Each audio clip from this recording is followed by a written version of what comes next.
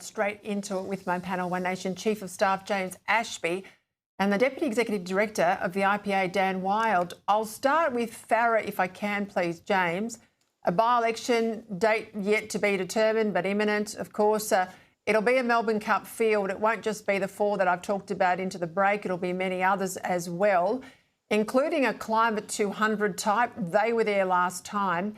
Helen Dalton was shooters, fishers, farmers. A long history in the water debate. There's talk she'll come along and run for you. And I noticed Pauline's statement on Friday regarding this seat mentioned water. Is she your pick? No, she's not. There are 75 people who've put expressions of interests in over the last 48 hours.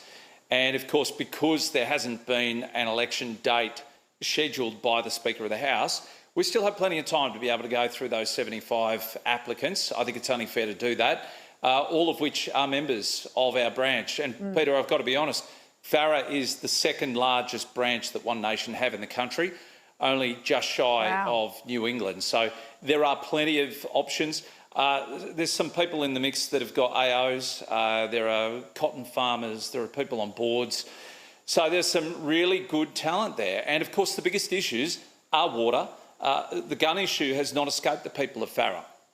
It might have been a state decision by the Minns government, but it's also been legislated and led by the federal government as well. And that has not diminished people's feelings out there for One Nation, because they feel we're the only party that will stand up for people's legal rights to own guns, especially in those rural areas. I'm going to get out there. I know Farah well. I know many of that Riverina country, so I'll get out on the ground and I'll give my viewers a view from there once I've had a talk to some locals in plenty of pubs up and down that area. If I can bring you in on this, Dan, Jeff Kennedy in Victoria says the Libs to win there, to beat off a bad Labor government under Jacinta Allen, really need to get into bed and do a sort of a grand coalition with One Nation. Now, you go back even 12 months, you'd never get that sort of thinking in Victoria. Do you think it should happen?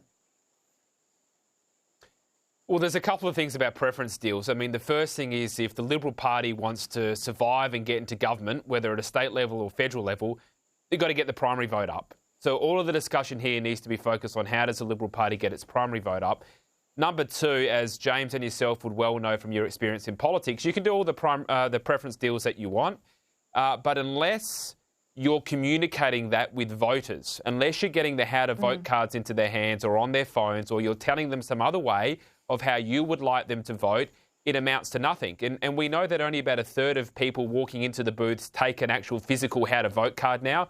And I think that trust in politicians and political parties is so low that if you tell people to vote one way, they're just as likely to vote the other way. So, 20 years ago, sure, that strategy might work, but yes, preference deals are important, but I just don't know if they're as important as they used to be. So all of the focus, certainly for the Liberal Party, has to be how do you get the primary vote up, and talk about preferences, I think, can come a bit later. James, quick one from you on this, because I want to ask you about the IMF in a moment, but would you do a deal with the Libs in Victoria? And what do you think about that comment, re-preferences? Well, don't dismiss the simple fact that the Allen government could make changes to the way that preferences work in Victoria. That has been sort of flouted in the background. So that would be a good move, to be quite frank, because Victoria is one of the few states left where preference deals can be done secretly behind closed doors. I don't want to see that. So if they do make that change, I'd welcome it.